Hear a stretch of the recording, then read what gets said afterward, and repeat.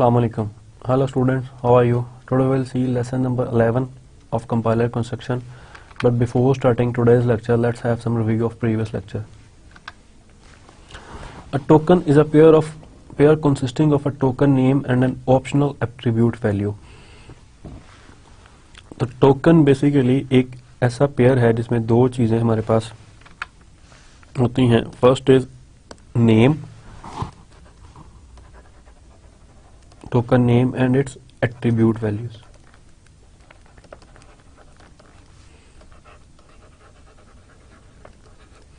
जो कि ऑप्शनल है. दिस पार्ट इज ऑप्शनल कि इट इज नॉट नेसेसरी कि हर वक्त किसी न किसी टोकन की कोई एट्रीब्यूट हो. Second thing, a pattern is a description of the form that the lexemes of a token may take. Pattern वो चीज है जो कि डिस्क्रिप्शन होती है कि ऐसी फॉर्म की जो कि लेक्सीम ले सकती है. मीन्स के एक लेक्सीम को हमने आइडेंटिफाई करना होता है कि ये किस पैटर्न को मैच कर रही ताकि हम उसको उस पर्टिकुलर कैटेगरी में फिट कर सकें. सपोज अगर वो रिजर्व वर्ड है या वो कोई आइडेंटिफायर है. सेकंड, क्या वो ऐसा आइडेंटिफायर है जो ऑलरेडी उसमें बिलोंग करता है सिंबल लेवल में. तो एक पैटर्न है जिसे हमने मैच करना है. In the case of a keyword as a token, the pattern is just the sequence of the characters that form the keyword. For example, then ये एक keyword है तो suppose तो इसका जो token होगा वो also एक keyword, उसका लेक्सीम भी keyword ही होगा. इसमें कोई change नहीं आएगी. A lexeme is a sequence of characters in the source program that matches the pattern for a token and is identified by the lexical analyzer as an instance of that token. For example, मैं declare करता हूँ integer result. तो इसमें जो token है that is ID, क्योंकि ये एक identifier है. जो लेक्सीम है दैट इज रिजल्ट, और जो इसकी एट्रीब्यूट वैल्यू है वो इसकी टाइप है दैट इज इंटीजर. ये एक एट्रीब्यूट वैल्यू है और भी इसकी एट्रीब्यूट वैल्यू जैसे एड्रेस कहाँ पे स्टोर है and many other attribute values के we can be take and write in the symbol table. तो this is the basic difference between token, pattern and lexeme. Then Array is a sequence of characters that forms a search pattern mainly for use in pattern matching with strings. ये क्या कहता है? Sequence of a character that forms a search pattern. Basically array एक ऐसा search pattern हमें provide कर देता है कि हम उस pattern से match कर करके input strings को ये decide करते हैं कि either it's the part of that language जिसका regular expression or not.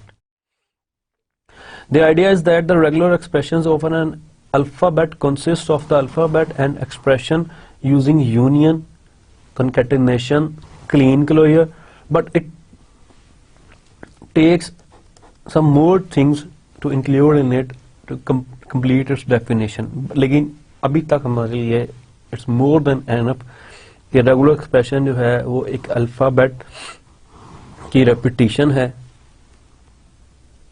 और ये ऑपरेटर्स जो हैं उसमें यूज होते हैं. Each regular expression R denotes a language LR which is also defined recursively from the language. Language is denoted by regular expressions, sub expressions के जो उसके sub expression से भी हम denote कर सकते हैं. Transition diagrams. Transition diagram एक ऐसा intermediate step है जो कि उस फ्लो को, जो कि पैटर्न का फ्लो है, उसको विजुलाइज कर देता है हमारे सामने. मीन्स कि उसकी ग्राफिकल रिप्रेजेंटेशन एक फ्लो चार्ट बन जाता है. उस फ्लो चार्ट की मदद से हम डिसाइड कर लेते हैं कि जो इनपुट स्ट्रिंग है उसको रन करके उस फ्लो चार्ट के ऊपर is it the part of language और not. Transition diagrams have a collection of nodes और सर्कल्स कॉल्ड स्टेट्स. तो इसमें कुछ सर्कल्स इन्वॉल्व होते हैं जिनको हम स्टेट्स कहते हैं. And then there are edges जो कि एक स्टेट से दूसरी स्टेट तक पहुंचाता है. इन एजेस को हम लेबल करते हैं from input characters and edges are directed from one state to another into each label is labeled by a symbol or a set of symbols means कि a सिंगल भी हो सकता है या जितने भी हमारे पास हैं उसमें हम डिफरेंट कम्बिनेशन यूज कर सकते हैं. Now we are seeing the transition diagram for relational operator कि जो हमारे पास रिलेशनल ऑपरेटर हैं, हमारे पास जो रिलेशनल ऑपरेटर्स हैं वो हैं less than, not equal to, less than and equal to, greater than और equal to, greater than and equal to, यानी कि जो इक्वालिटी चेक करता है कि आया 2 इज इक्वल टू 2 और नॉट. ये ट्रांजिशन डायग्राम है, इसमें ये चीजें स्टेट्स हैं जो जितने सर्कल्स हैं. Double circle represents final state. Double circle जो है फाइनल स्टेट को रिप्रेजेंट करता है. लेट्स सपोज अगर मेरे पास जो मेरे पास एक्सप्रेशन आया है दैट इज जो स्ट्रिंग आई है वो इस ऑपरेटर को मैंने आइडेंटिफाई करना है, रिकॉग्नाइज करना है. तो मैं क्या करूंगा, पहली जो लूंगा 0 से 1 और इसको यूज किया, देन 1 से 2 और इसको यूज किया. तो ये पैटर्न बनेगा जो मैच होगा तो मेरा डिजायर्ड आउटपुट मिल जाएगा. सिमिलरली इसी तरह हम डिफरेंट जो हैं इसमें रिलेशन ऑपरेटर उनके लिए हम इसको यूज कर सकते हैं. Then we saw the transition diagram for token number. इससे हमने 2-3 नंबर्स भी जनरेट करके देखे थे जो कि एग्जैक्टली जनरेट हो गए थे. अब हम इस तरह करते हैं, एग्जांपल के तौर पे एक चीज जनरेट करते हैं 16A. अब हमने चेक करना है कि कहीं ये चीज तो जनरेट नहीं हो रही हमारी ट्रांजिशन डायग्राम से, because it's not a number. इसमें अल्फाबेट इंक्लूड हो गए, ये नंबर नहीं है. सो हम स्टार्ट करते हैं 12 से. 12 स्टेट से मूव किया डिजिट के जरिए विच इज 1, डिजिट के जरिए मूव किया 13 स्टेट पे, 13 स्टेट से डिजिट के जरिए मूव किया इसी स्टेट पे वापस विच इज 6. अब यहां से मुझे कोई ऐसा एज चाहिए जो आउटवर्ड यहां से आउट हो रहा हो और किसी दूसरी स्टेट पे जा रहा हो जो कि ए से जिसका लेवल ए हो. तो मैं चेक करता हूं कितने आउटगोइंग एजेस हैं. 1 2 3 4 आउटगोइंग एजेस हैं. ये है digit. A does not belong to digit. Dot a does not belong to dot. Null a does not belong to null. Other a belongs to other. But इस reference में जब हम यहां तक पहुंचेंगे तो हमारे पास ए नहीं है सिंबल पे. इट मीन्स कि जो नंबर है वो 16 तो है, that is a valid number, लेकिन ए इज नॉट वैलिड नंबर. तो ये जो 16 तक होगा उसको डिक्लेयर कर देगा, मीन्स कि इस पार्ट को नंबर डिक्लेयर कर देगा लेकिन इसको रिकॉग्नाइज नहीं करेगा. Then we saw finite automata. FAs are like graphs in transition diagrams, but they simply decide if a sentence input string is in the language or not.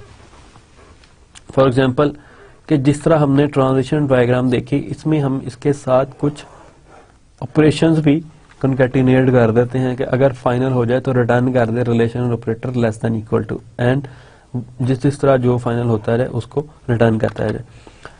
Infinite automata हमारे पास ऐसा कोई action नहीं होता perform करने के लिए. So finite automatas are simple recognizers. They simply say yes और no about each possible input string जो हम उसको एज अ इनपुट देते हैं. DFA have now there are 2 type of finite automata. First is DFA and second is NFA, जिसको हम कुछ भी नंबरिंग कर सकते हैं.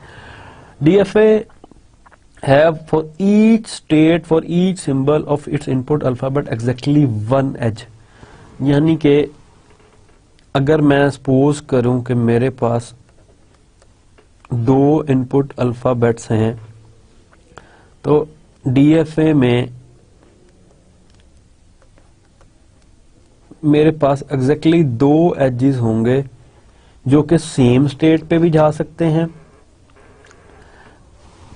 इन केस ऑफ एनएफए, लेकिन डीएफए के अंदर 2 सेपरेट एजेस होंगे with that symbol leaving that state, कि मीन्स कि दो डिफरेंट सिंबल्स के साथ ये उस एज को जो है, उस स्टेट को जो है ये लीव कर रहा है, यानी कि जो भी हमारी ये एस स्टेट है, S1 इसको कह लें, S2 और S3, ऐसे भी हो सकता है कि इधर चला रहे, दोनों एक पर चला जाए, इट्स ओके।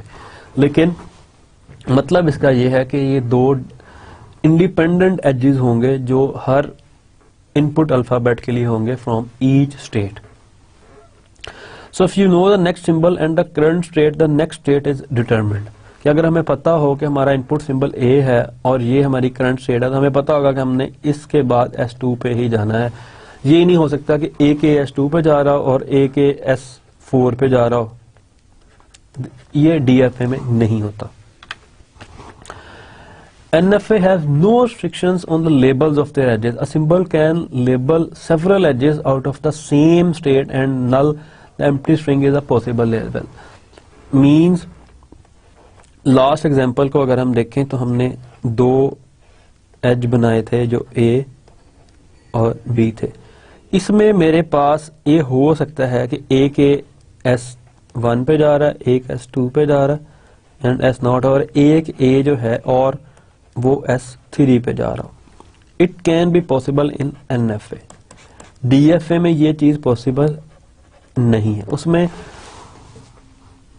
एक ही एज होगा किसी एक इनपुट अल्फाबेट के लिए, किसी एक स्टेट से जो उससे बाहर निकल रहा है।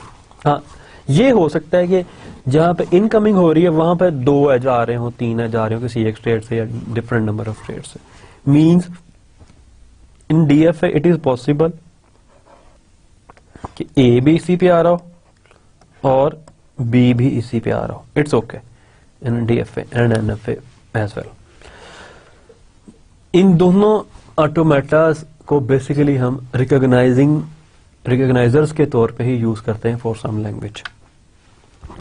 देन लास्ट में हमने ट्रांजिशन डायग्राम देखी थी जो हमने इस NFA के लिए डिजाइन किया था, जो ये हमारा इस रेगुलर एक्सप्रेशन के लिए ये NFA, this is a regular expression and this is it's NFA।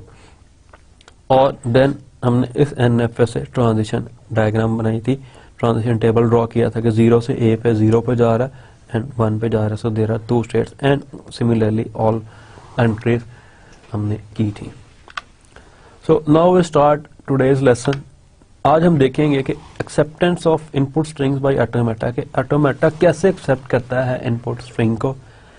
DFA को चेक करेंगे कि वो कैसे क्रिएट होता है, then simulating a DFA। At the end हम RE को कन्वर्ट करेंगे इसके अंदर, ऑटोमेटा के अंदर, और conversion of an NFA to DFA, एक NFA से DFA भी कन्वर्जन करेंगे। Acceptance of input strings. An FA accepts a string if the symbol of the string specify a path from the start to an accepting state or final state.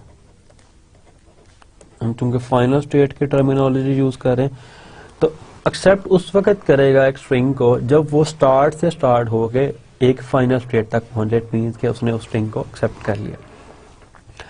These symbols may specify several paths, some of which leads to accepting states and some that don't. Last lesson में भी हमने दो strings apply की थी उसके ऊपर, उसको आज भी हम इन डेप्थ देखेंगे कि किस तरह एक स्ट्रिंग फाइनल स्टेट तक पहुंच जाती है, किस तरह डिफरेंट पाथ्स यूज करते हुए वो ही स्ट्रिंग फाइनल स्टेट तक नहीं पहुंचती।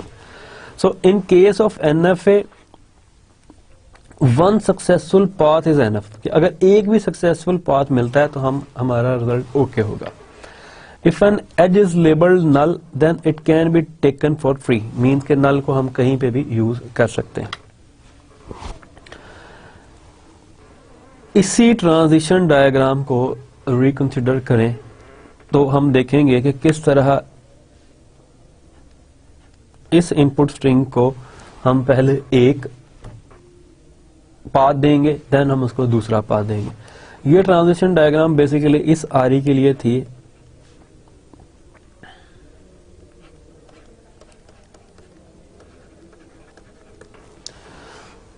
सबसे पहले जो हम पाथ इसमें देखेंगे स्टार्ट से, तो ये स्टार्ट होगा हमेशा उसके बाद हमारे पास ए है, तो ए को हम जनरेट करेंगे इससे, यानी कि 0 स्टेट से ए पे जाने के लिए हमने फिर 0 स्टेट पे पहुंच गए।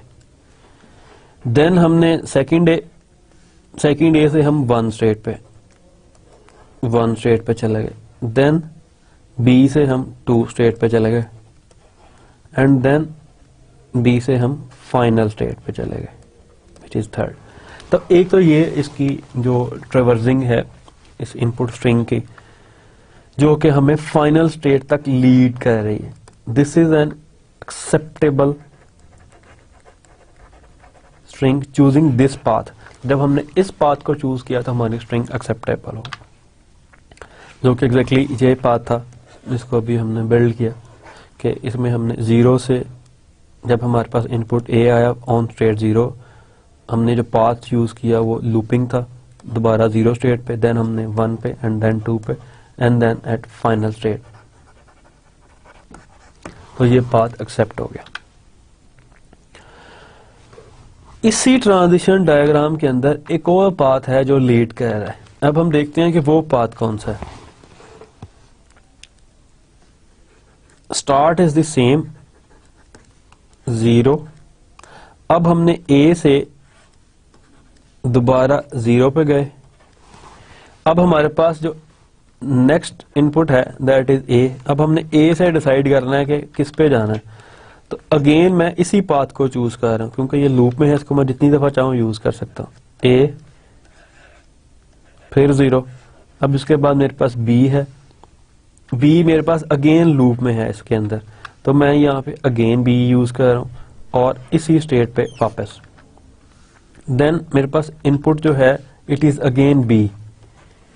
बी के लिए मैं फिर इसी लूपिंग स्ट्रक्चर को और अगेन ए पे। अब मेरे पास इनपुट स्ट्रिंग एंड हो गई है, लेकिन मैं यहाँ पे एक ऐसी स्टेट में हूं which is non final state.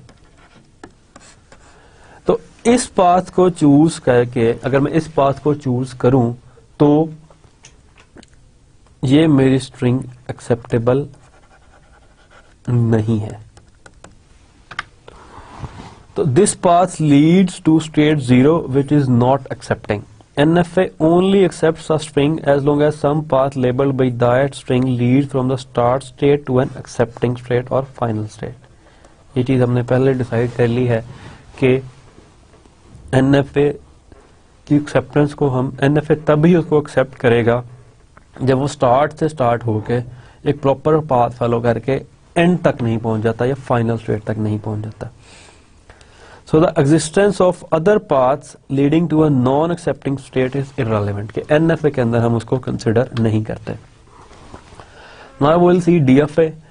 A deterministic finite automata is a special case of an NFA where there are no moves on input null. यानी कि null के ऊपर कोई उसकी move नहीं है। For each state S and input symbol A, there is exactly one edge out of that state labeled A. यानी कि जिस इनपुट के लिए हम वो एज ले रहे हैं exactly A की आउटपुट उससे जाएगी और वो वहां पर जो भी किसी नेक्स्ट स्टेट पे जा रही। If we are using a transition table to represent a DFA, then each entry is a single state. ये इस चीज को अगर हम विजुलाइज करना चाहें, इस लाइन को जो भी हमने स्टडी किया, तो यहाँ पे हमारे पास जो स्टेट्स थी that are not a single state, there are 2 states. तो इन केस ऑफ DFA हमारे पास सिर्फ और सिर्फ एक सिंगल स्टेट होगी ट्रांजिशन टेबल के अंदर किसी भी स्टेट के लिए, किसी एक इनपुट अल्फाबेट के लिए। So we may therefore represent this state without the curly braces that we use to form sets. तो जाहिर बात है जब हमारे पास एक ही स्टेट होगी तो उसके लिए हमें सेट की जरूरत नहीं है।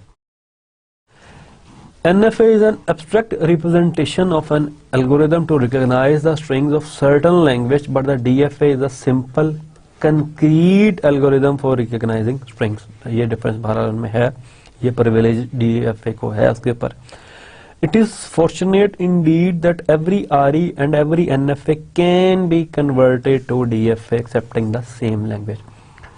तो ये बेनिफिट है हमें कि अगर हम किसी RE का डायरेक्ट DFA नहीं जनरेट करते, अगर हम उसका NFA जनरेट कर लेते हैं तो हमारे पास ऐसा मैकेनिज्म मौजूद है जो उस RE को या उस NFA को DFA में कन्वर्ट कर देता है।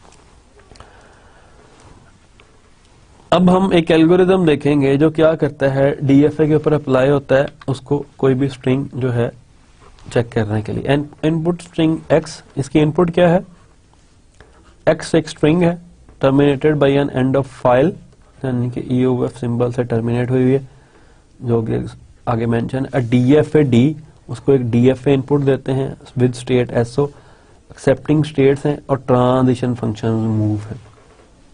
आउटपुट क्या है, DFA में हमने जिस तरह लास्ट देखा कि आउटपुट वो सिम में हमें यस देगा या नो देगा। अगर तो वो एक्सेप्ट हो जाती है तो यस, अगर नहीं एक्सेप्ट होती तो no.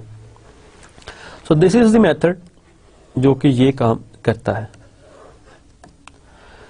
S is equal to S0, यानी कि स्टार्ट स्टेट से हम स्टार्ट करेंगे। C is equal to next character के, जो भी इस इनपुट के अंदर नेक्स्ट करेक्टर है, जब तक एंड ऑफ फाइल नहीं हो जाता।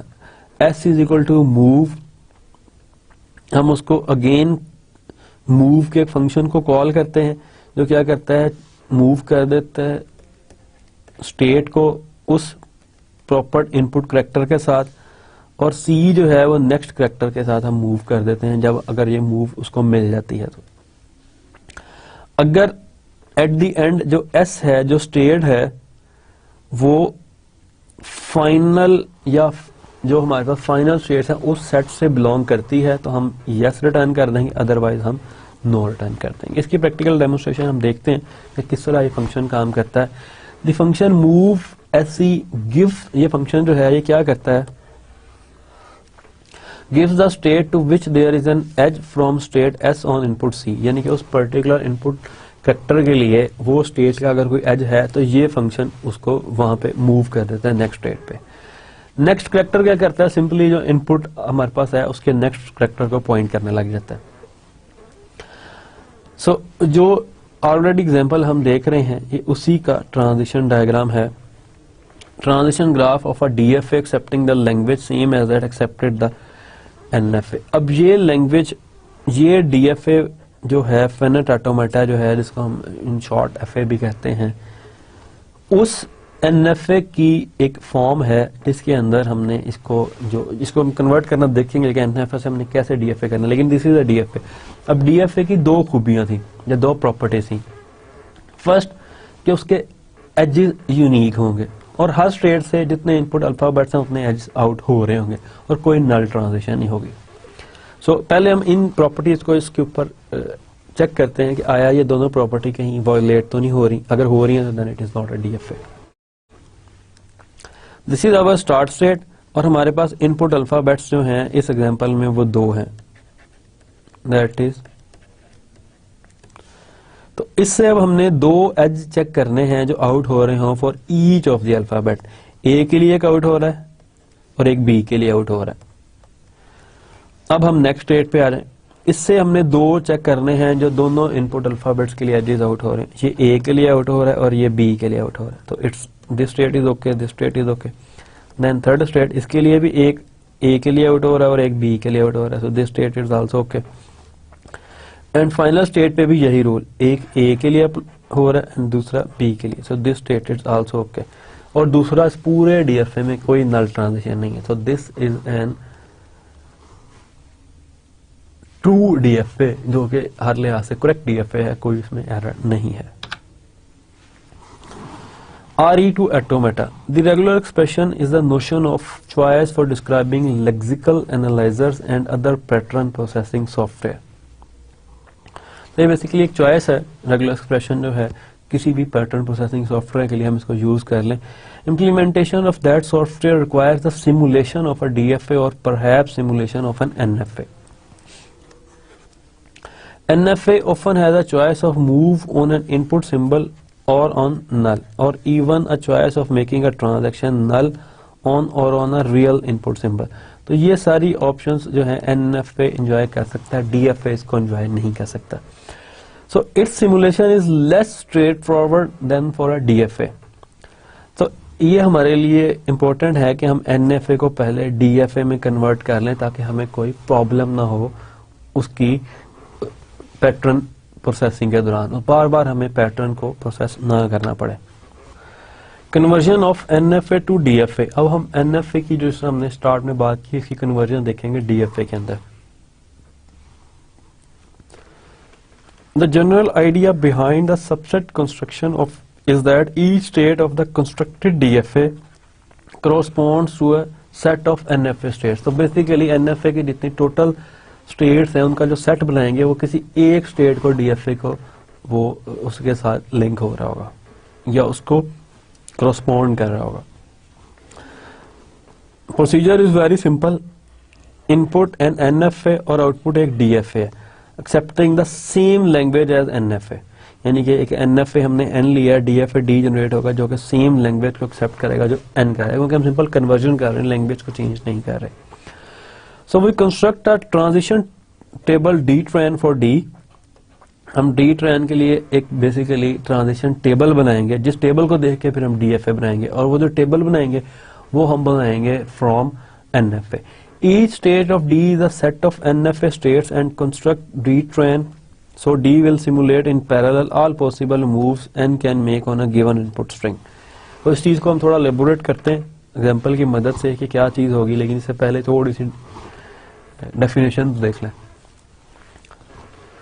First issue is to deal with null transactions of N properly. तो पहली चीज जो है NFA के अंदर वो जो जिस चीज को हम देखेंगे वो है नल ट्रांजिशंस।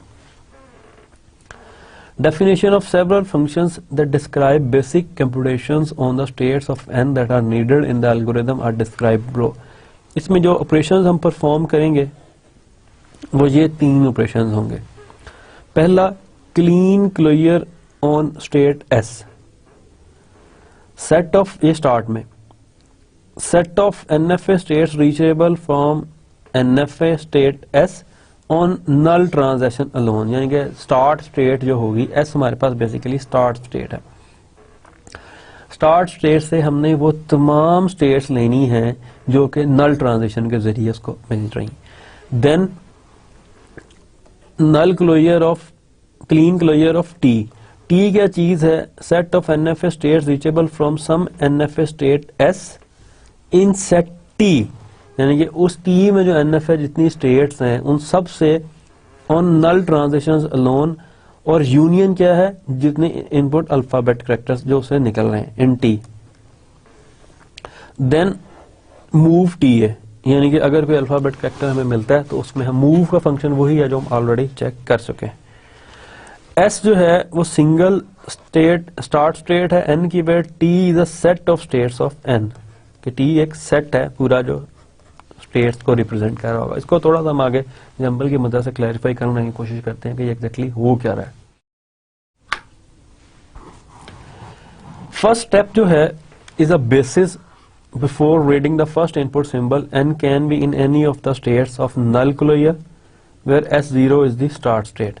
इंडक्शन में हम क्या करेंगे? Suppose that N can be in set of states T after reading input string X। First thing is if it next reads input A, then N can immediately go to any of the states in move TA। then ये second clause है कि null transitions जो हैं वो भी साथ साथ हम इसमें include कर सकते हैं।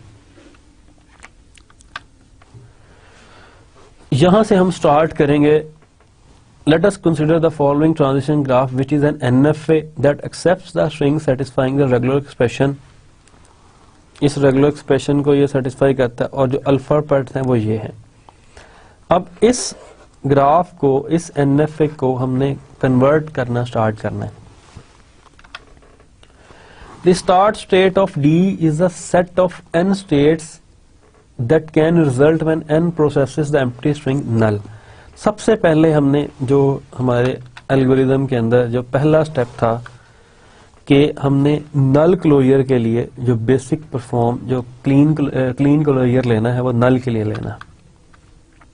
This is called the null closure, clean closure of the start state of SO of N and consist of those N states, N means NFA, उन स्टेट्स को रिप्रेजेंट करता है जो कि रीचेबल है 0 by following the edges with null. बहुत simple है, अगर इसको मैं थोड़ा सा एलेबोरेट करूँ क्योंकि इसकी जो टर्मिनोलॉजी इसमें यूज है थोड़ा कंफ्यूज कर देती है। मींस स्टार्ट स्टेट से जो नया सेट बनेगा स्टेट्स का वो उसमें वो स्टेट्स होंगी कि जो स्टार्ट से नल के जरिए हम जिस जिस स्टेट पे पहुंच सकते हैं वो स्टेट हम इंक्लूड कर देंगे उस सेट में जो इस पहले बेसिक स्टेप के नतीजे में बनेगा।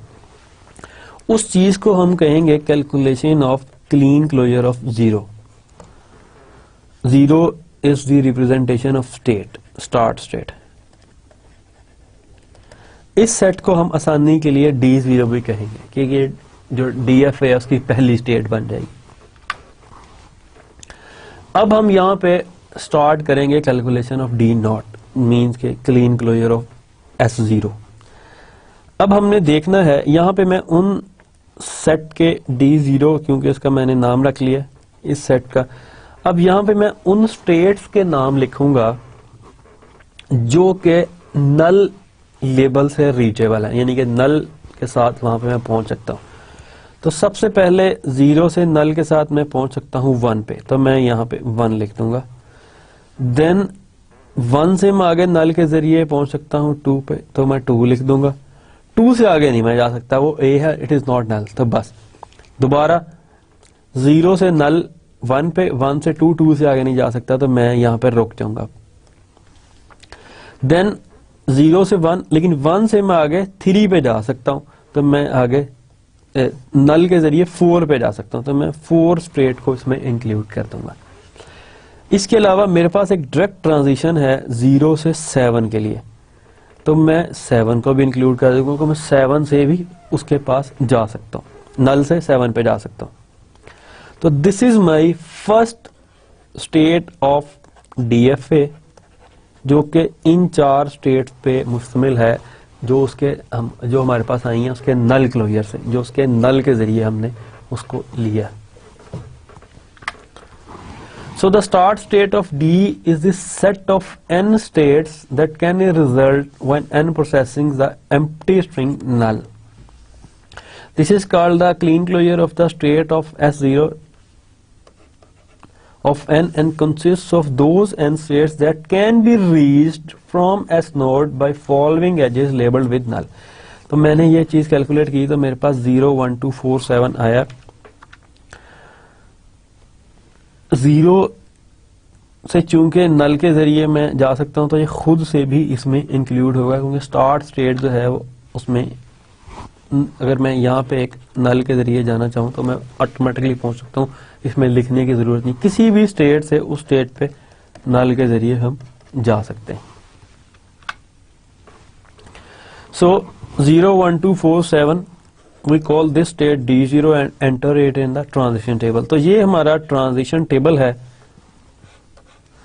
अब हमने NFA स्टेट्स जो पहले निकाली जिसको D0 कहा वो हमने कैलकुलेट कर लिया। इस ट्रांजिशन टेबल में हमारी ये 2 एंट्रियां इस वक्त हो चुकी हैं। ये क्या चीज है? क्लीन क्लोजर ऑफ 0 जो 0 स्टेट है। अब हम नेक्स्ट मूव करते हैं। Next we want the A successor of D0, i.e. For example the D state एक ऐसी state that occurs when we start at D0 and move along an edge labelled A, और एक ऐसे एज तक पहुंच जाएं जिसका लेबल A हो। We call this successor D1। In set of states जो इसके नतीजे में निकलेंगे वो एक स्टेट भी हो सकती है, नंबर ऑफ स्टेट्स भी हो सकती हैं। अगर ज्यादा है तो उसका सेट है, अगर सिंगल है तो तब भी सेट के अंदर एक मेंबर भी हो सकता है, ज्यादा भी। तो उस नए सेट को हम नाम देंगे D1 का। Since D0 consists of the n states corresponding to null, D1 is the n states corresponding to null A is equal to A. We compute the A successor of all the n states in D0 and then form the clean closure. Means कि हम clean closure लेंगे। अब जितनी states हमारे पास move of ए के अंदर है उसको नाम दे देंगे D1। सो जो ए से ए तक हमारे पास थी, हमने इसको डी से रिप्रेजेंट किया, तो इसको डी कहेंगे। डी 0 से ए तक जितनी आएंगी वो सब हम इसके अंदर, वो ये स्टेट है डी 0 जो हमारे पास 0 1 2 4 7, बाकी मूव एज इट इज। अब हम देखते हैं कि 0 स्टेट से इस चीज को हमने नाम दे दिया D1। अब यहाँ पे जो हम इस स्टेप में जो कैलकुलेशंस होंगी वो D1 उसका नाम है। तो मैं वो तमाम स्टेट्स मेंशन करूंगा इसके अंदर जो कि इन स्टेट से जो इस सेट के अंदर मेंशन है, जिसको हमने D0 नाम दिया, उससे ए की ट्रांजिशन हो रही है, मींस कि उससे ए आगे मूव हो रहा है। अब हम D1 को कैलकुलेट करने जा रहे हैं, तो सबसे पहले जो मेरे पास स्टेट है दैट इज 0। अब मैं 0 के लिए ए की तमाम मूव्स चेक करूंगा। तो मैं इसको थोड़ा सा यहां से स्टार्ट करता हूं ताकि मुझे थोड़ा सा कुशन मिल जाए जगह का इस स्क्रीन के ऊपर। अब 0 से मैं किस किस स्टेट पे जा सकता हूं ए के लिए, वो मैं यहां मेंशन कर दूंगा। 0 से 2 पे जा रहा है, आगे 3 पे, तो मैं नल, चूंकि नल ट्रांजिशन है, इसको इंक्लूड कर सकते हैं बीच में। ये ए है, इससे आगे नहीं मैं जा सकता। सो 0 से 1 2 एंड 3 के जरिए मैं 3 तक पहुंच जाऊंगा। तो मैं यहाँ पे इन तीनों स्टेट्स को मेंशन कर दूंगा, 1 2 एंड 3। देन और मैं ए के जरिए कहां तक जा सकता हूं, मेरे पास है 0 से 7 एंड 8। तो मैं इन दो स्टेट्स को भी मेंशन कर दूंगा इसके अंदर। इसके बाद 0 से कोई ऐसी चीज नहीं है जो मुझे आगे ए को लीड कर सके, बस ये खत्म हो गई है यहाँ पे। अब मैं नेक्स्ट स्टेट को पकड़ता हूं इस सेट के अंदर, दैट इज 1। अब मैं 1 के लिए ए की ट्रांजिशंस देखता हूं कि कौन कौन से लेबल्स हैं जो 1 के लिए ए को आगे लीड कर रहे हैं। 1 इसके लिए 2A सेम, 2 3 आगे नहीं जा सकता क्योंकि आगे कोई चीज जो है दोबारा ए मेरे पास नहीं है, बस ये 3 तक, यहां तक ए मिल गया। देन 1 से इस तरफ मैं मूव नहीं कर सकता, तो इसमें सिर्फ मेरे पास 2 होंगे। देन 2 के लिए सेम ट्रांजिशन, ए के लिए चेक करेंगे, इनपुट अल्फाबेट जो होगा वो मेरे पास ए होगा। 2 से 3 तक मैं जा सकता हूं ए के लिए। देन 4 चेक करेंगे हम। अब 4 के लिए इस सेट के लिए हो गया। अब 4 के लिए चेक करेंगे ए को। 4 के लिए मेरे पास कोई ट्रांजिशन नहीं है जो ए पे जा रही है, तो ये नल सेट होगा। ये सारे सेट्स हैं।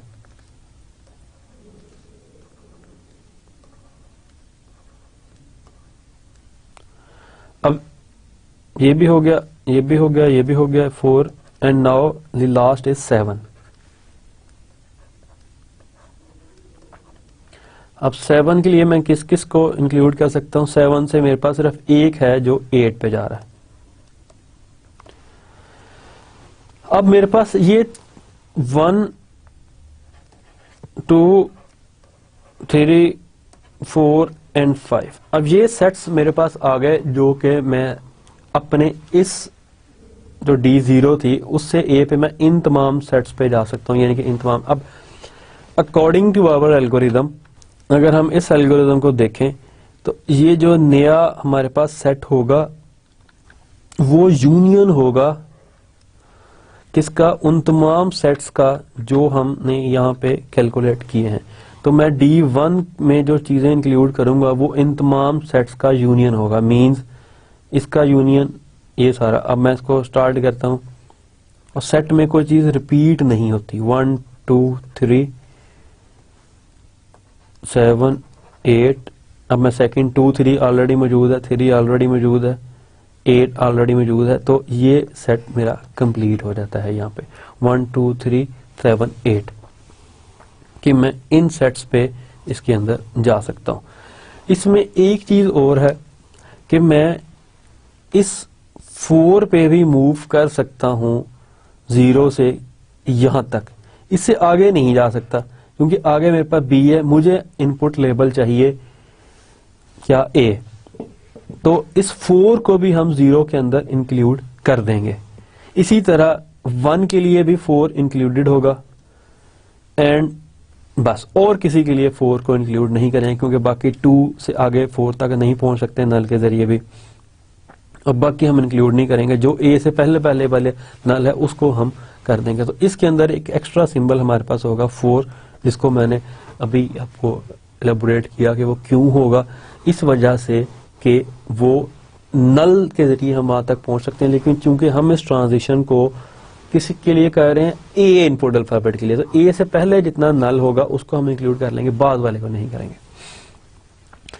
तो इसको अगर हम रीअरेंज कर दें 1 2 3 4 7 8, सो दिस इज आवर D1। अब अकॉर्डिंग टू द रूल्स जो हमने DFA के हैं उसके मुताबिक हमारा सेट कंप्लीट है, लेकिन एक एलिमेंट इसमें अभी भी मिसिंग है। वो एलिमेंट कौन सा है, वो स्टेट कौन सी है जो उसमें मिसिंग है। जिस तरह हमने कहा कि ये पहले की प्रेडिक्शन है कि जिस मतलब पहले की जो बात है कि ए से पहले जो नल है वो इज इक्वल टू ए, और ए से जो बाद नल है वो इज इक्वल टू ए। तो चूंकि हम एक ही कर रहे हैं तो ये दोनों नल्स भी हम इसके अंदर इंक्लूड करेंगे। पहले मैंने कहा था कि जो पहले वाले उसको करेंगे, बाद वाले को नहीं, लेकिन उस बाद वाले को लाजमी करेंगे जो कि ए के फौरन बाद है, यानी कि ए के बाद नल आएगा उसको भी इंक्लूड करेंगे, ए से पहले नल आएगा उसको भी इंक्लूड करेंगे, लेकिन अगर बी आ जाता है नल के बाद तो उसको इंक्लूड नहीं करेंगे। तो इसमें जो फर्स्ट सेट था 0 का, इसके ए के लिए हम चेक करते हैं ए। अब नल को भी साथ जहन में रखना है। पहले सिंपल हमने ए को माइंड में रखा, फिर हमने ए से पहले वाले नल को माइंड में रखा जो कि जिसके आगे ए हमें नहीं मिलता। अब ए के बाद वाले नल को भी इंक्लूड कर देंगे जिसके बाद हमें ए नहीं मिल रहा, क्योंकि हमने एक ही ए के लिए ट्रांजिशन करनी है। अगर ए हमें को जिसके लिए उसके बाद कोई भी इनपुट सिंबल आ जाएगा तो वहां तक हम रोक जाएंगे। सो 0 से ए के लिए 1 1 2 3 as usual, then 7 and 8 as usual. अब हम देखते हैं 0 से 1 से 4 तक भी जा सकता है, और 2 3 से फिर नल की ट्रांजिशन हो रही है और आगे 7, तो 6 और 7, लेकिन 7 चूंकि पहले लिखा हुआ इसलिए हम इसको इंक्लूड नहीं करेंगे।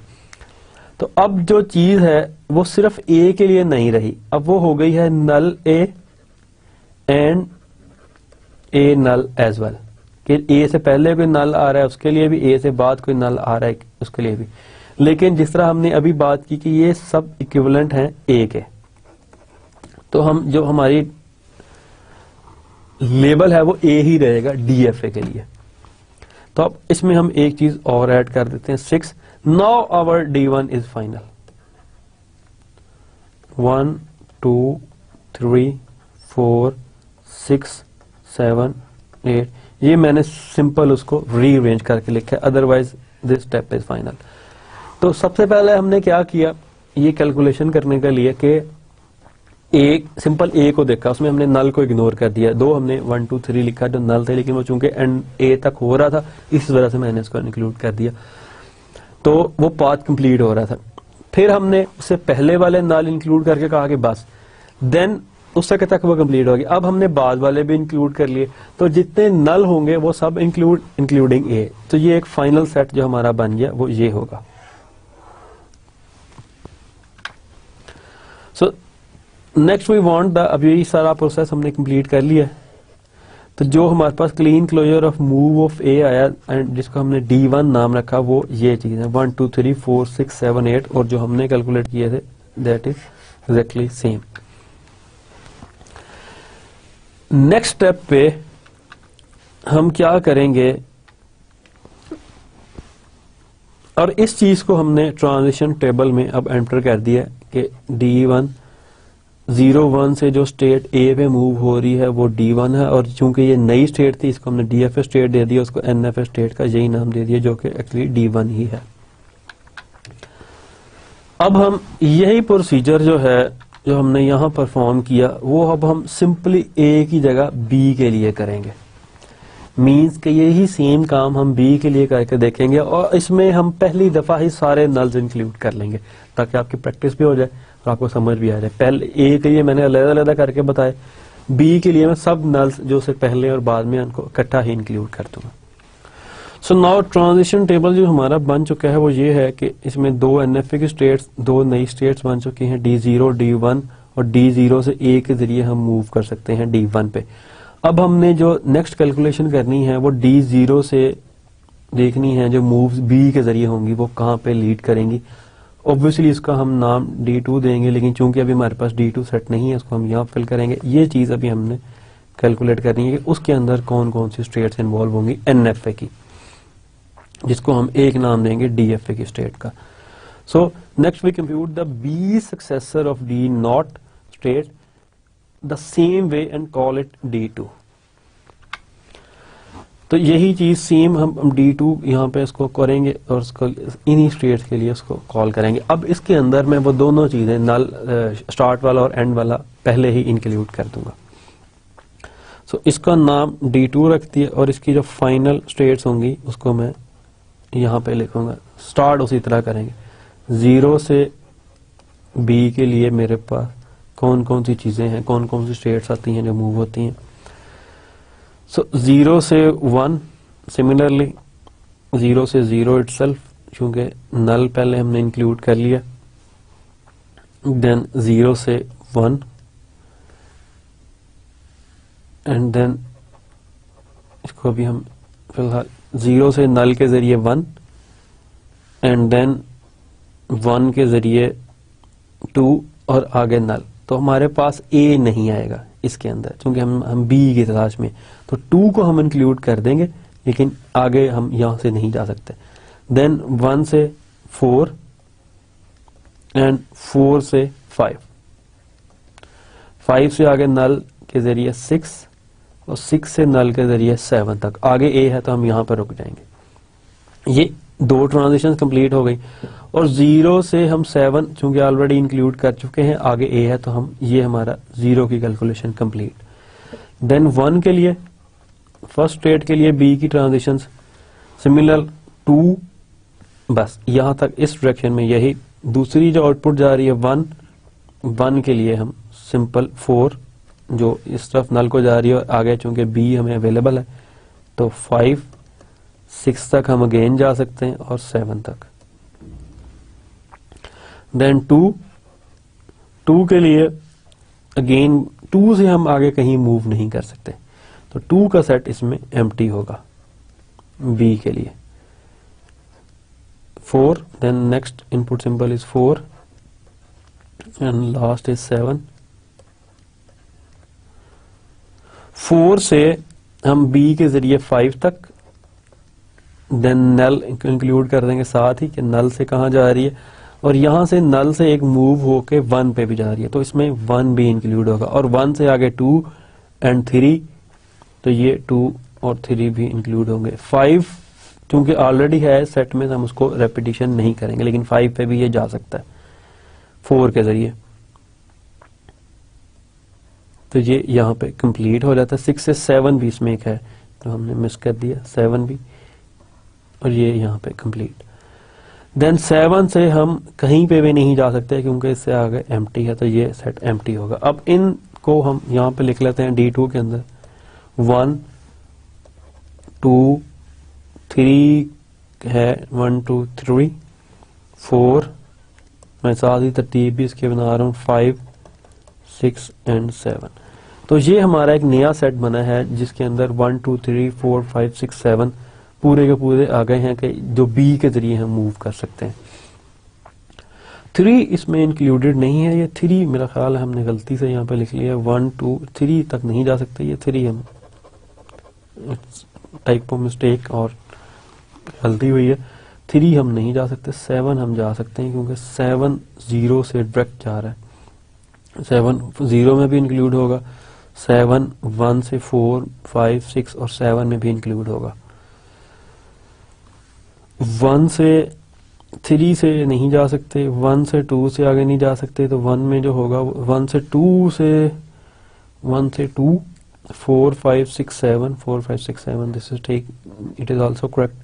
यहाँ पे बस 7 आना था और 3 नहीं आना था। तो दिस इज आवर फाइनल 1 2 4 5 6 7। तो ये हमारी D2 की आउटपुट है। तो अगर हम इसी ट्रांजिशन की देखें तो हमारे पास एग्जैक्ट यही है जो भी हमने वहां पे ड्राइव की है, विच इज 1 2 4 5 6 एंड 7। और ये हमारी D2 की जो सेट है वो ये है। जिस तरह ये हमारी लूप बन रही है A से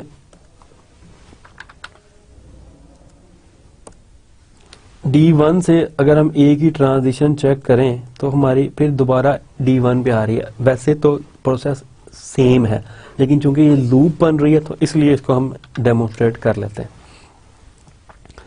सेम चीज कि मैं D1 से चेक करूंगा। इस सेट को मैं अभी नेम नहीं दे रहा क्योंकि मुझे ऑलरेडी पता है ये D1 है, इसको मैं अभी एम्प्टी छोड़ रहा हूं। तो यहां पे सेम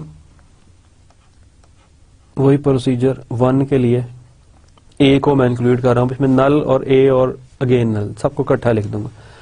1 से 2 3 6 7 1 2 3 6 7 ये कंप्लीट हो गया। 6 से दोबारा 1 पे जा रहा है तो 1 ऑलरेडी है। अब 1 से 4 इसमें एक इंक्लूड कर दे क्योंकि वहां तक भी ये जा सकता है। 1 का कंप्लीट हो गया। नाउ 2 के लिए A, 2 से 3 6 1 2 7 एंड 4। तो इसको मैं तरतीब से अगर लिख दूं 1 2 3 6 7 1 4, ये 2 का सेट बन गया। देन 3 A, 3 से A पे नल 7 8 यानी कि 6 7 8 एक चीज।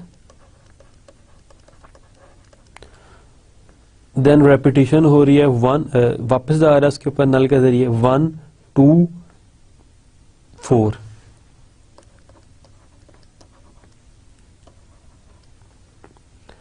एंड देन 4 के लिए A, 4 के लिए A करेंगे तो 4 से A कहीं नहीं जा रहा, ये एम्प्टी होगा हमारे पास।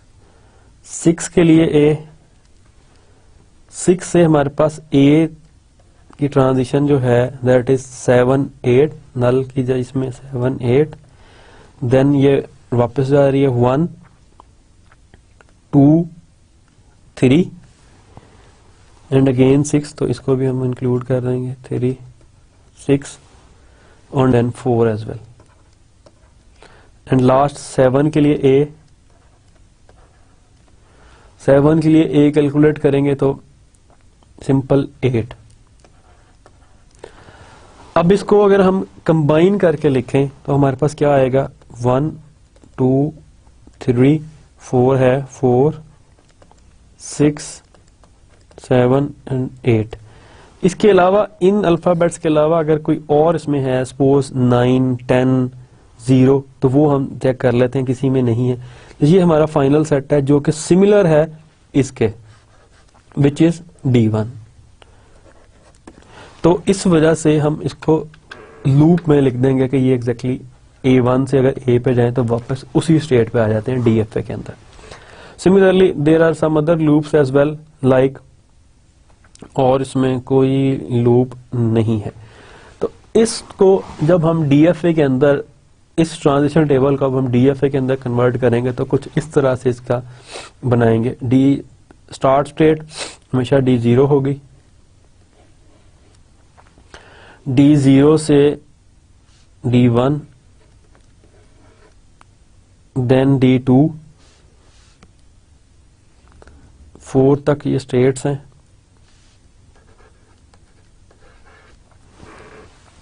D0 से A पे D1 के लिए और B पे D2 पे, देन D1 से A पे D1 पे अगेन मीन्स के लूप, और D1 से B के लिए D3 मीन्स के एक और यहाँ पे हम छोटा सा बना देंगे D3 B के जरिए, एंड देन D2 से A के जरिए D1 मीन्स के इसको D1 सॉरी यहाँ पे ए के जरिए, इस लाइन को जरा डिस्कार्ड कर दीजिए, ए के जरिए, और D2 से B के जरिए D2 पे, यानी कि ये अगेन लूप होगी। D3 से D1 पे जाएगा A के जरिए, और D3 से B के जरिए जाएगा D4 पे, एंड D4 से A के जरिए जाएगा D1 पे, और D4 से B के जरिए जाएगा D2 पे। तो ये कुछ DFA बनेगा जो कि अभी क्लियर नहीं है। इसी DFA की जो क्लियर फॉर्म है, जो साफ सुथरी बनी हुई है, उसको हम, ये चीज है जो हमारे पास बन जाएगी। इसमें जो A है that is D0, B is D1, C is D2, D is D3 and E is D4, जो कि फाइनल स्टेट है कि जहां पे आके हमारी कंप्लीट हो रही है। तो अब हम देखते हैं कि यह हमारे ट्रांजिशन टेबल से टैली कर रहा है नहीं। A से D0 से A पे D1 पे, D0 से A के जरिए D1, और D0 से B के जरिए D2, D0 से B के जरिए D2 पे। तो एग्जैक्टली बाकी भी सारी ट्रांजिशंस जो हैं वो सेम है according to the transition table. So आज जो कुछ हमने देखा उसको थोड़ा सा रिवाइज कर लें। लास्ट थिंग जो हमने स्टडी की वो है conversion of NFA to DFA। उसमें हमने उसका एल्गोरिथम देखा, उसको प्रैक्टिकली रन करके देखा कि वो किस तरह कन्वर्ट करता है। देन इससे पहले हमने NFA को चेक किया, RE टू ऑटोमेटा को, DFA को सिमुलेट करके देखा कि एग्जैक्टली DFA कैसे बनता है, and then acceptance of input strings को देखा कि इनपुट स्ट्रिंग्स को किस तरह हम पाथ जो हैं वो चेक करते हैं हर एक के ऊपर। किसी में फॉल्स पाथ है तो किसी में ट्रू, यानी कि NFA के अंदर ये पाथ जो है वो अल्टीमेट फाइनल पे हमें लीड कर रहा था, जो सेकंड था वो फाइनल पे हमें लीड नहीं कर रहा था। So this is all for today. Thank you guys, have fun.